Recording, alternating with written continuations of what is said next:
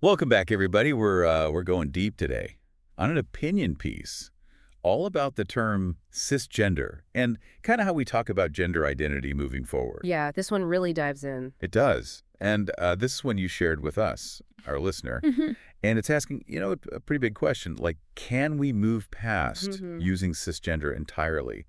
And if so, what would that even look like?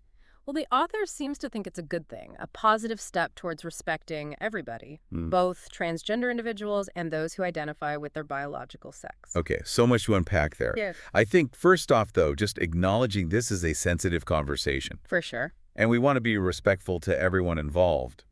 But the author definitely seems to be looking for common ground here. Right. Absolutely. And it's interesting that they aren't arguing against acknowledging transgender identities. Mhm. They fully recognize and respect that. It's more about the way cisgender as a term can feel like it's creating a separation. Mm-hmm. You know what I mean? Like almost a hierarchy where there doesn't have to be one. I see, yeah. You're like, by labeling one group cisgender, you're almost implying that identifying with your biological sex is something unusual. Exactly. Like it needs to be pointed out. Yeah. And for people who have never questioned their gender identity and see it as just natural, Right. it can feel a little disrespectful. I'm following you.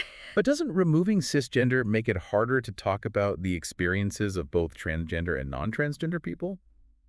Don't we need some way to, I don't know, acknowledge the differences there? It's a good point. And the author definitely addresses that.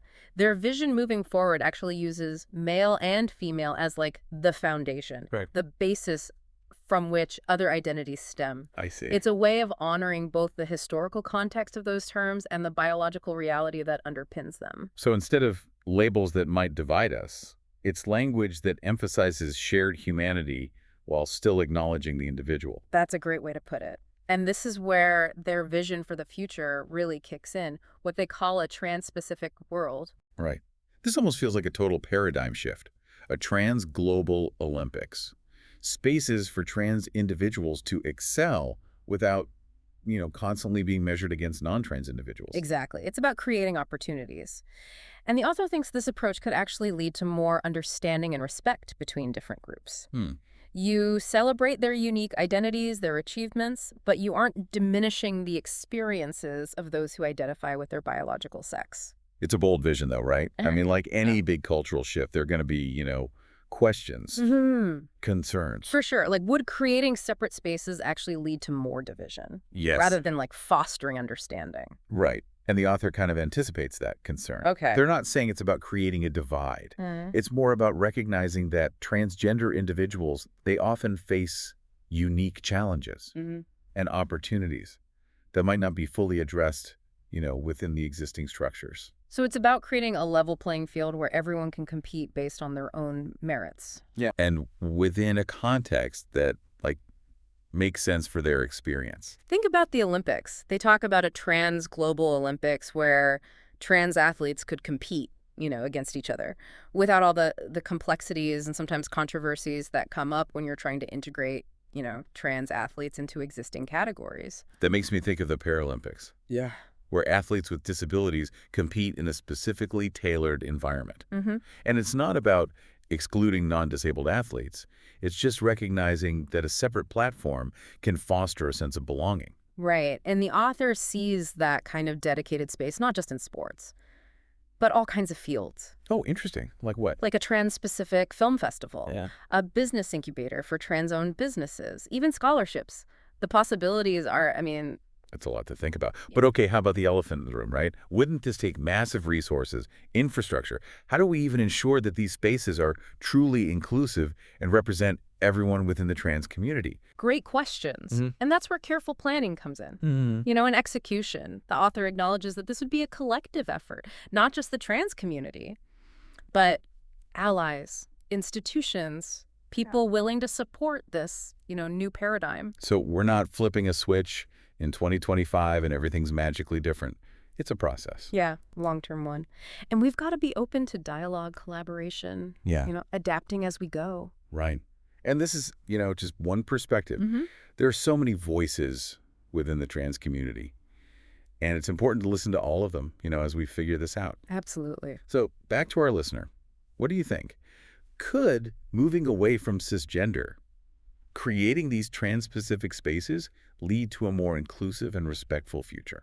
It's a conversation worth having, and it's not about easy answers. It's about, grappling with these questions together and trying to create a world where everyone feels seen and valued and empowered to be their true selves. A lot to think about for sure. We've, covered language, new spaces, the whole 9 yards. But before we go, I want to touch on something you mentioned earlier. Historical context. Yeah, that's a big one. It can really help us, I think, see where we're going, Yeah, I mean, male and female, those terms have been around forever. Yeah. Like, they're rooted in how we understand biology and human history. For the longest time, they were really the only way we talked about gender. Right. And then, as we learned more about gender identity, new terms came up, like transgender. So we could talk about experiences that didn't fit the traditional binary. Which is a good thing, right? Yeah. I mean, our language should reflect, the diversity of human experience. For sure. But like anything that evolves, there are hiccups along the way. Some people embrace the new terms, some people reject them. The meanings can change, and then you get confusion, conflict even. It's like we're constantly searching for the right words to talk about identity and belonging. And sometimes the words just, I don't know, they feel like they're pulling us apart instead of bringing us together. And that's what the author's getting at, right? That maybe moving away from cisgender could actually help bridge that gap. It's not about erasing the experiences of transgender individuals. No. It's about honoring them, celebrating them, but in a different way. It's almost like they're saying, let's start with this common ground, this shared humanity as male and female. Right. And then create space for those who identify differently to thrive, to define themselves on their own terms. I like that. And it goes back to that question, could this lead to a more inclusive, more respectful future? Tough one. I don't know if I have the answer. But this deep dive has given us, and hopefully our listener, a lot to consider. You're right. It makes you think about language, Yeah. identity, how we treat each other. It's been great. These conversations are so important. They help us grow, learn, see things from different perspectives. Absolutely. So, to our listener, one last thought. How can you help build a more inclusive and respectful world, regardless of, where you stand on this issue? Start by listening to each other. Really listening. With curiosity, with compassion. That's it. And who knows, maybe, just maybe, that's how we create a future where everyone feels seen, valued, and, empowered to be themselves. Thanks for joining us on this deep dive, everybody. Until next time, keep those minds open and stay kind.